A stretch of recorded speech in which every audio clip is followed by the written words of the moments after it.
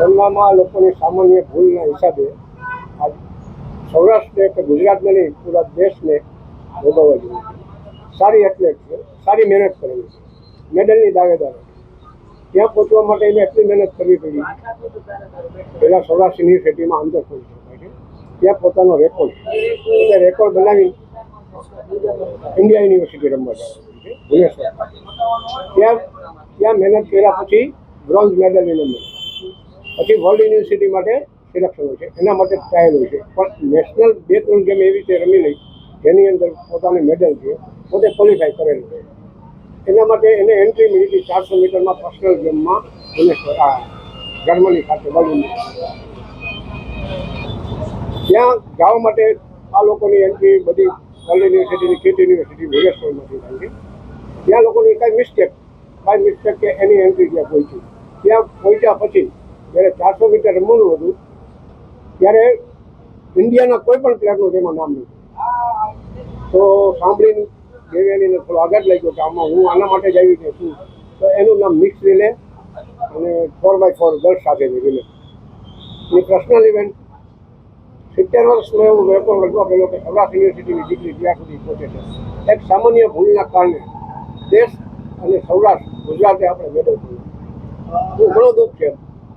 ખાસ તો એ જ્યારે લિસ્ટમાં નામ નહોતું તો ભારતના એક પણ ખેલાડીનું નામ નહોતું કે દેવયાની બાનું નામ નહોતું. ફરિયાદ તો કરેલી છે અને ઉપર સુધી છે પહોંચેલું છે આ બધું. હવે એનો શું રિટર્ન આવે છે, શું થાય છે, આપણી યુનિવર્સિટી 2.5 લાખનો ખર્ચો કરી ત્યાં મોકલી છે.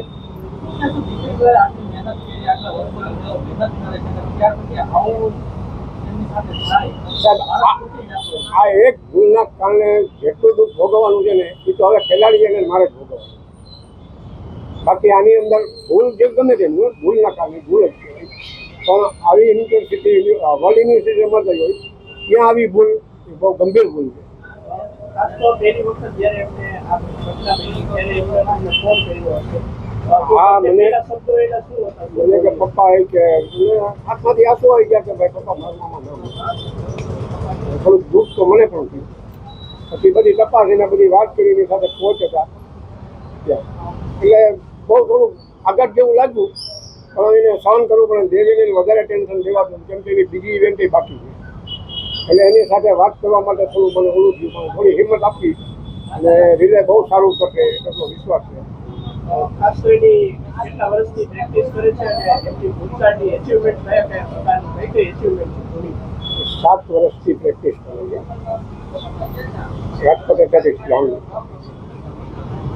બહુ સારું પરફોર્મન્સ આવવાથી છેલ્લા 5 વર્ષથી ગુજરાતની અંદર ખેલ મહાકુંભની અંદર ગોલ્ડ મેડલ એને તમામ ઇનામ જીતે છે.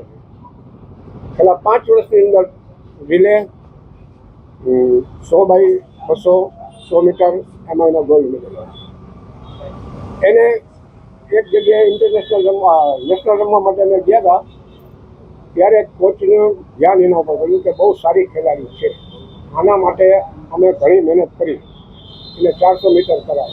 એટલે 400 મીટર કરાવ્યું. 400 મીટરમાં પહેલી જ વખતે અંડર 23માં રિઝલ્ટ આવ્યું ગોલ્ડ મેડલ સાથે. પોતે ટેસ્ટ ગયો ઇન્ડિયામાં. ખાસ તો હવે શું માનવી છે તમારી અને તમે ત્યાં રજૂઆત કરી હતી ત્યાં દીકરીએ રજૂઆત કરી હતી તો શું જવાબ મળ્યો છે? જવાબમાં મિસ્ટેક છે કે ભૂલ છે અને અમને લેટર પણ આપેલો છે એ લોકોએ કે આ ઇવેન્ટ એને રમવાની છે અને એ ઇવેન્ટને બદલે બીજી ઇવેન્ટ. એટલું શું સ્વપ્ન શું હતું? જો ઓલિમ્પિક છે, ઓલિમ્પિક રમવાનું આ તમે ફર્સ્ટ ઇન્ટરનેશનલ ઇન્ડિયન પ્લેયર છે. ટોપ 5માં એનું નામ છે અત્યારે ઇન્ડિયા.